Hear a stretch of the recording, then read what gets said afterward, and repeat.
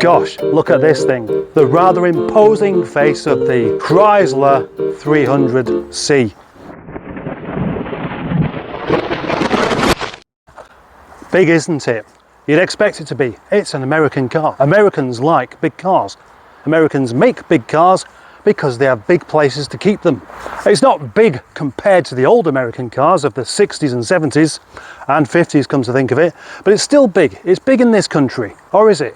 Well, it is a bit, but not massively. You see, this car has something about it that most American cars don't. In fact, all of them really, pretty much, except for this one, and that is that it's based on a German car called a Mercedes. The Mercedes E-Class, to be precise, and all of that becomes evident when you get inside and you start looking at things. You can tell it's kind of German, kind of Mercedes. Well, I mean, it is actually Mercedes. Although, to me, it looks a bit more like an Audi. And not only does it look like an Audi, but it also looks a bit like a Vauxhall Vectra C. You know, the booted one that looks like this. Vectra C, but bigger. And it's these lines here that do it for me. Well, not do it for me, but make me think of that. These lines here, that swage line, that pillar, and that rear lamp, and the way it's kind of, well, just squared off. The way it's just squared off. The whole side of it is kind of simplistic in its design. Nothing fussy going on. Nothing fussy at all. Nothing unnecessary. And then you get to the front end, where it starts to lie to you. Yes, it does. What does the front end look like? We all know, don't we? It's supposed to look a bit like a Bentley, or even a Rolls. The Bentley is a Rolls Royce for bad boys, and this car very much appeals to bad boys. This one is the gangster edition of a gangster car in the first place, though. I'll show you why. I mean, just have a look at these wheels. These black painted 22-inch wheels. 265, 35, 22. There's nothing subtle about that. There's nothing comfortable about that. Surely this car must ride like a roller coaster with square wheels. A shopping trolley fully laden over a bumpy surface. That's what I'm expecting. We know with these wheels, these blacked out rear windows, the 300 mob sticker down the side, this car is meant for cruising around the rather uninhabitable areas of the UK. Rolling your window down, looking one of the local scallies in the eye and going, hello, booty switch. Hello, booty switch. Booty switch. Hello. Ah, there we are. Where's the handle? There's no handle for the boot. There's no handle for the boot. No. It should have a handle. Otherwise you've got to be getting your grubby dabs on the paintwork. And there we see the boot, and it's quite big. We've done the dead bodies in the boot routine so many times, and everybody else does it as well, so I'm definitely not going to do it now. Listen to the boot shut sound. Oh gosh. And before I do anything else, I think it probably is quite important that I do the door shut sounds, because this is an executive car and it needs to sound executive. Important one. Thunk. That's quite good actually. And a good sturdy handle. What about the rear? Good sturdy handle still. Less sturdy sounding door. Underneath the bonnet of this particular car, you may be expecting to find a big V8 lump, but this is actually a German American car, and Germans are sensible and they like diesel engines. Diesel. I like to do these kind of car reviews completely free of research. That means that I do the review just on what I see and what I think, which is a nice way of doing it. And I don't reckon that that engine cover is indeed the standard colour. No, I don't reckon it is. No. Or is it? We have a little badge on the front of there which looks like Superman, but in fact that's the emblem for the 300 Mob Forum, the enthusiasts for this particular car. Oh, do that again. The diesel that lives underneath that bonnet is a 3 litre though, a 3 litre Mercedes engine, which means it's going to be quite good, doesn't it? It's going to be a multi-cylinder, it's going to be a 6-cylinder, it's going to be powerful, it's going to be torquey, it's going to be good basically. It's very spacious actually, as you'd expect for a car this wide. You can see a really nice wide centre console thing there. And you know, there's plenty of room between yourself and your passenger, which is important if you don't like your passenger. We can see it as an automatic box, a proper automatic, none of this DSG stuff, and controls here that is a bit flimsy, and sat nav stereo TV thingy there, which I'm not going to bother with. Then we have nice easy to read dials. That's a Mercedes item. That's the cruise control from a Mercedes, which you will find in a Sprinter van, but also other Mercedes cars as well. Room in the back isn't as generous as I was thinking it might be, but there's loads of headroom. But that's until you find out that the reason the knees are somewhat compromised here is because when you get in, put the key in the ignition, it bongs quite a lot straight away. Well, that's because the key's in the ignition. Right, I'd prefer that bong to be there when you take the key out of the ignition, so that you don't lose it. But there we go, that's there. You turn the key and look, the seat is moving for me into what I can presume is the preferred driving position of the man who owns this car. And that means that the rear legroom will now be much better. Let's find out. Yes, it is. One thing I am noticing here is that windscreen looks quite small, which means that you can't actually see the front of the car very well. And now it's time I took this car for a little drive. And this, oh, it's bonging because I haven't got my seatbelt on. But I've only got to go to the other end of the yard. Oh, it stopped. Right.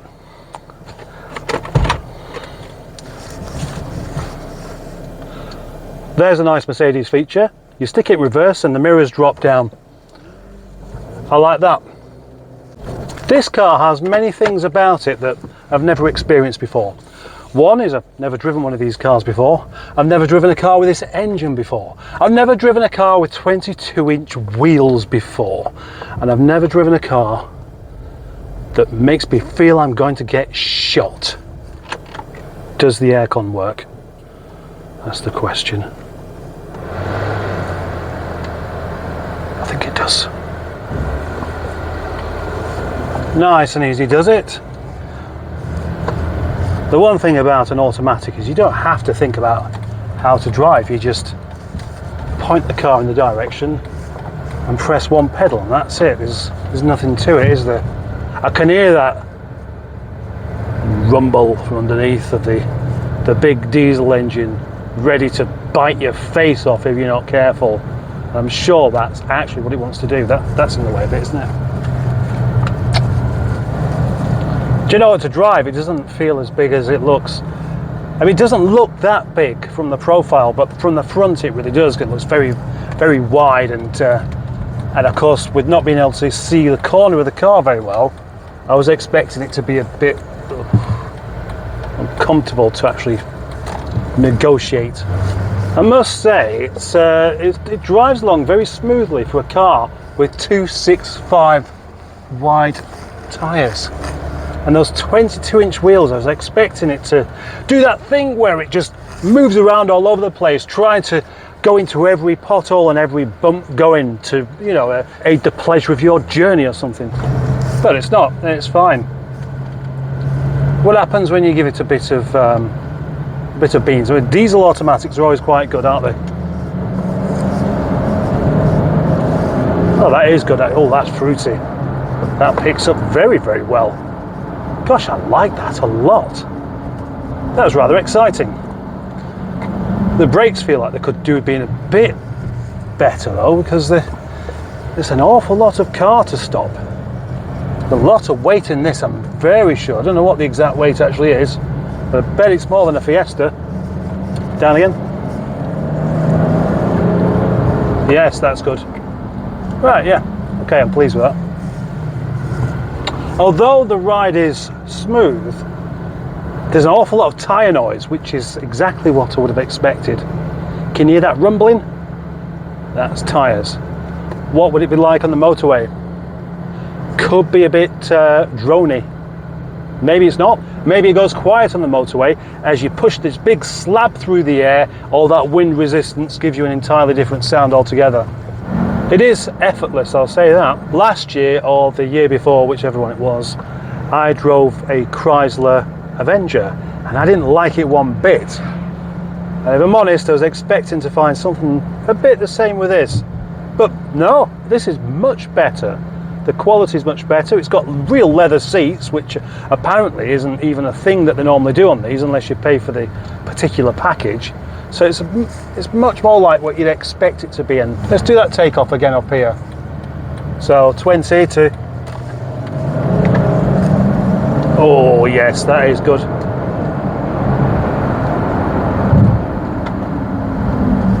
Impressive. I think this is about 250 brake horsepower, but I don't think the V8 version of this would really feel any quicker than that, because what the diesel obviously has is bags and bags of torque, and it's the torque, the turning power, that makes something feel quick. And in a big heavy car like this, you need that more than power. I mean, ideally you have both. That's almost the perfect engine for this car. It's missing some sound though. Yeah, it doesn't sound really exciting. The tyre noise is masking the engine sound somewhat, so there's a criticism. Put smaller wheels on. I think it would be better. I think it'd be a lot better actually. I think actually with the standard wheels, this would be a much nicer car. Especially the silver wheels rather than black. And the other thing as well, the steering's a bit vague really, but that really is to be expected. I think where this car actually lacks actual build quality, it does make up for in charm, which I wasn't expecting to say at all. Someone's run that cone over. I know a quick blast out in a big old American car isn't really, is it American or German? What would you really call it?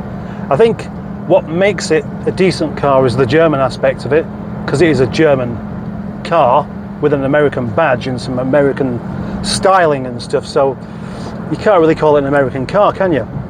I was hoping to find an American car that I liked, but I haven't. I've found a German car that I quite like instead. Why did I say it was charming? Oh yeah, I think for a car that you only have a quick blast in, it's very difficult to really figure out, but you can figure out whether you like it or not. You can't tell whether you're going to get bored with it, which is another matter indeed, and obviously I would never know, but I can certainly say it's not one of those cars that's left me feeling cold or bored. So that can only be a good thing.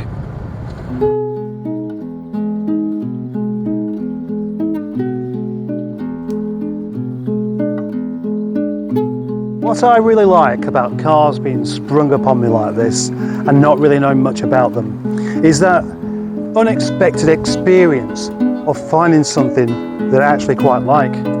The moment I found out that my friend owned this car, I thought, it's not really my kind of thing, but I'll have a go of it anyway. And I'm really shocked by how much I did enjoy it.